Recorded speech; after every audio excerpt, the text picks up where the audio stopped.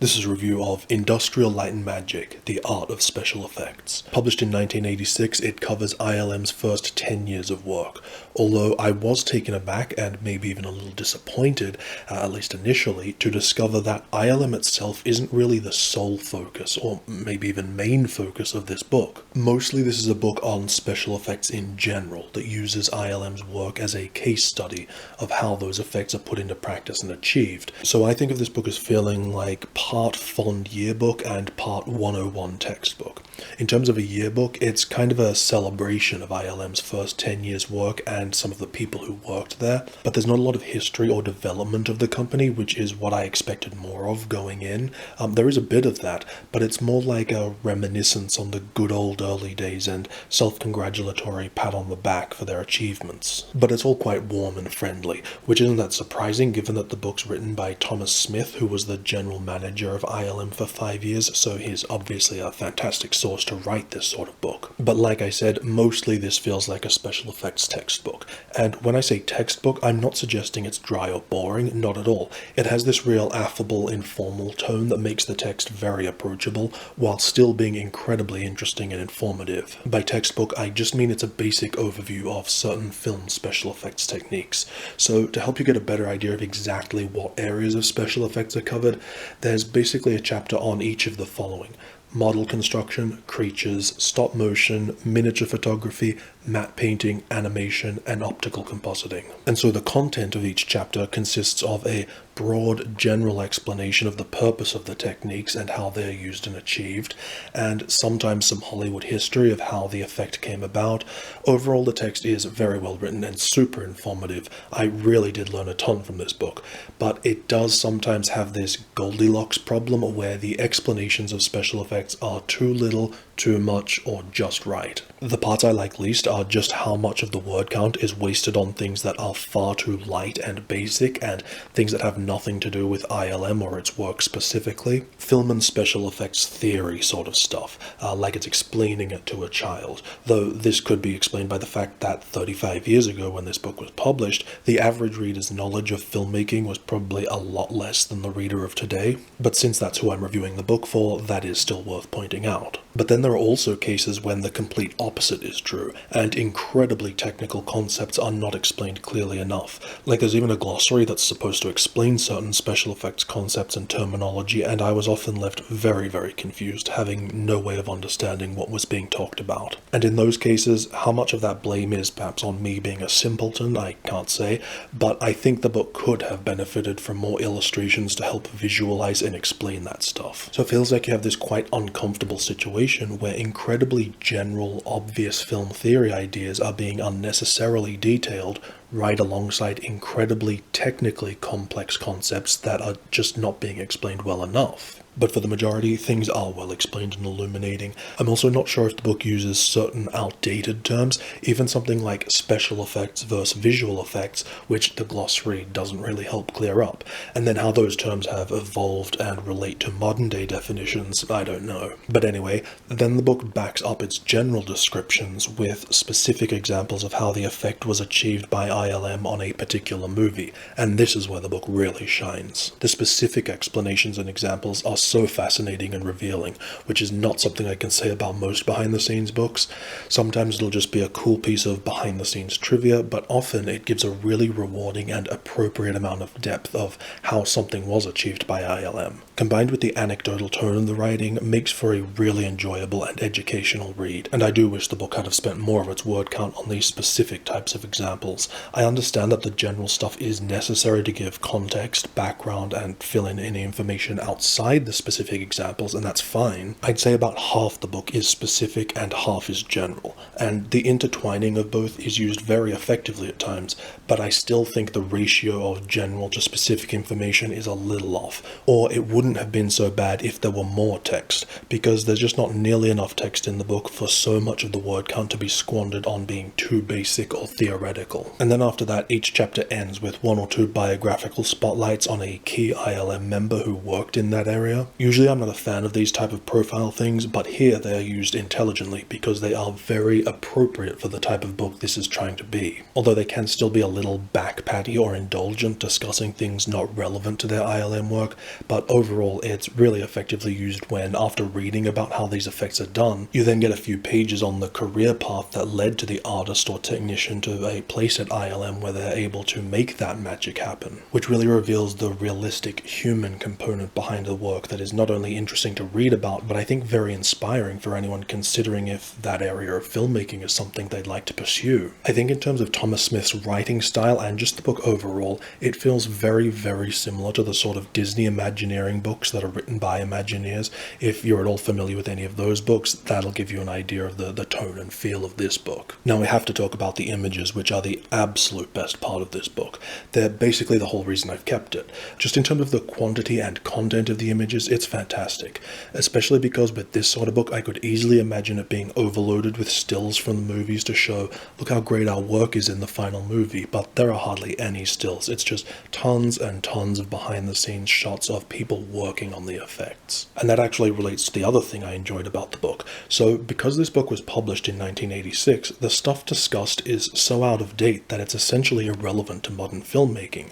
But with that age, the book has now taken on a new shade of interest as an illuminating historical curiosity and testament as to how those special effects were done back in the day. It's written during the last period of cinema where the majority of film magic was created physically as opposed to digitally. You know, things aren't being done in a computer. Everything from the illusions themselves to the shooting, the compositing, the printing of the film, everything is achieved through manipulating physical, mechanical, and chemical processes in real life. And as someone living in the far-flung future where the magic just seems to happen in a computer, I just marvel at the ingenuity required to make these sort of movies back then. And this book and its photography are such a wonderful testament to that. And of course, I'm not belittling the work done by modern VFX artists. I'm just saying that in terms of a book, it's much more interesting to read about and look at photos of the old school creation of that stuff as opposed to a picture of a guy sitting at a computer. In fact, there's a point in visual effects supervisor Dennis Muren's profile that mentions how when he was a kid, he would pore over the pictures in old special effects books trying to work out how they did it, and now he's the guy in the photo in the book, possibly inspiring the next generation of filmmakers who are looking at this. Cue the circle of life. But yeah, wonderful, wonderful imagery. My least favorite thing about the book, however, is the preposterous amount of wasted space and filler content, and just how unnecessarily lavish it is. That latter issue might sound like a strange complaint because, look, I love giant deluxe books, but if the features aren't actually contributing anything, then they're just pointless, showy bells and whistles that do more harm than good, and you're paying for it. And then that ties into my major issue here, which is the amount of blank and wasted space. It might not come across on camera, but this book is very big, not only in terms of the size of its pages, but what really got me excited was how thick it is. So you think you're getting this giant book that's going to be chock full of stuff, only to realize that's largely an illusion. And realizing that was a pretty big disappointment. You might have noticed as we're going through just how much white space there is, specifically how overly large the margins are. With the exception of full-page images, the giant header and footer on each page is never used, so the book could have had 25% smaller pages without almost anything needing to have even been shrunk. Or you could look at it the other way and say that that space could have been filled with more stuff. It is a pretty common old-fashioned approach where page layout is fixed throughout the whole book, with the text blocks only taking up about 60% of the page, and if there's no images on the page, then that's just 40% white space. Additionally, even the font is notably large. On top of that, you also have a ton of filler content throughout. The most egregious is the fact that I consider this book to end at page 195, because the remaining 90 pages include the final chapter, which is on the future of special effects. And it just feels like an essay or a PR piece for ILM explaining computers and digital technology to someone in the 80s and the possibilities it offers the films of tomorrow. And that idea of ILM today and looking to the future is fine. Ditto if it's supposed to be inspiring, like if you're interested in the future of special effects, maybe you should consider studying computer technology.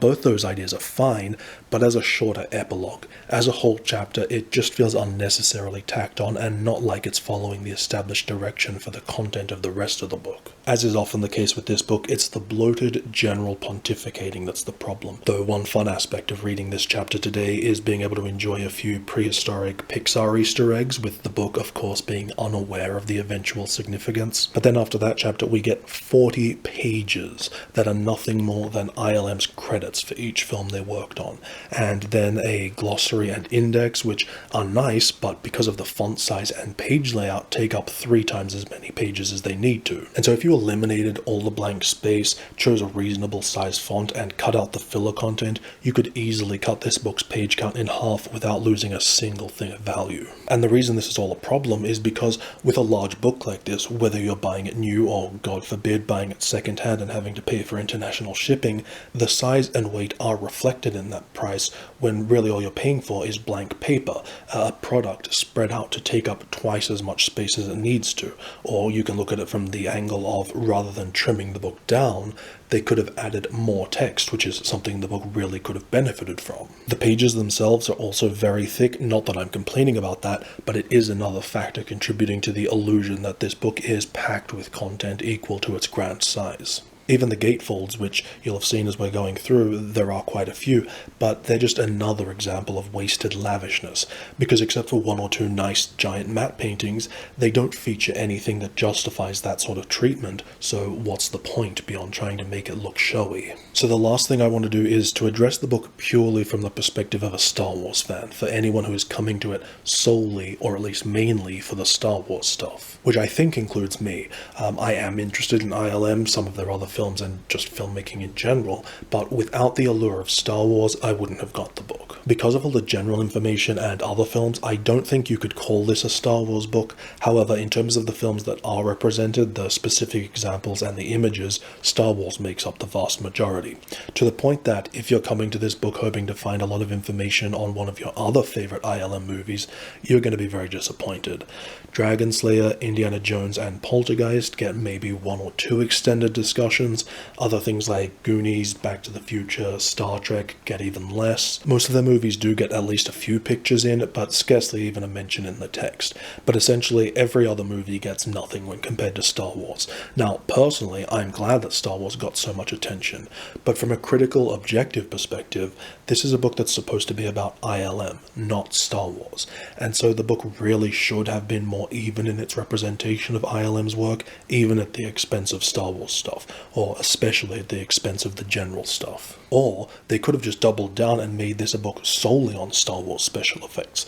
Either way, the book would have had a stronger identity and been able to satisfy a more specific audience, rather than appealing to twice as many people, but not really satisfying any of them. So if you are only or mainly interested in Star Wars and were worried about how much space would be taken up by ILM's other projects, that's not really something you need to worry about. Another question you may have is how much, if anything, of the Star Wars stuff is exclusive to this book. And that's really hard to answer just because of how prevalent the documenting of the making of these movies are in books and such, though I will say just from my personal experience reading this book, I was never aware of or bothered by any sort of excessive amounts of familiar content. I definitely learned some new Star Wars stuff, or at least was reminded of stuff I'd forgotten. By the way, when I say Star Wars, that does include quite a bit on the Ewok Adventure, which Thomas Smith was the producer on that, so that explains its presence here. However, in terms of it being used as an example to illustrate certain special effects, it's fine. Whether or not there's enough Star Wars content to justify buying this book purely for the Star Wars stuff, that's really hard to say, but honestly, I don't think there is, and I think you'd be better off investing your time and money in a more Star Wars specific book. And this leads me to my ultimate verdict of this book, which is kind of sad and frustrating, because on the one hand, this is a really nice book. I really enjoyed it, and I learned a ton. Overall, it's so well done and incredibly thoughtful, except for when it's not, and that's what bumps it down from being a great book to just a good one, but still one that I'm not really comfortable recommending, because you've got the good bits that are so good that then you're disappointed by the fact that up to or even greater than half the book isn't living up to that. And it's all due to two things. One, the amount of wasted space and filler content that makes it feel like you're spending full price on half a book, and two, the insufficient or at least wasted amount of text combined with the lack of commitment to a specific idea means it's so broad and short that I'm not sure what area of interest it's supposed to be satisfying. You know, it's not the ILM book, or the special effects book, or even the Star Wars special effects book. It's not the book on anything, it's just a book on those things, which does not mean it's bad. It just means you have to be very aware of what you are and are not going to get from this book if you seek it out. I feel like if I was reviewing this book when it came out in the 80s, back when there wasn't the same abundance of film literature we enjoy today, I'd probably be telling you it was the most radical book ever, so I want to give it due respect. But I think that nowadays, modern readers will require something more sophisticated and comprehensive. It's the sort of book that ideally you would want to be able to find in a library, read it once, learn a bunch of stuff, and just enjoy it for what it is, risk-free, as opposed to the sort of book that's worth paying for, holding on to, and potentially coming back to many times. But if you are a fan of ILM's work, make sure you subscribe to the channel and keep your eyes peeled for an upcoming review on Industrial Light and Magic's 20th anniversary book.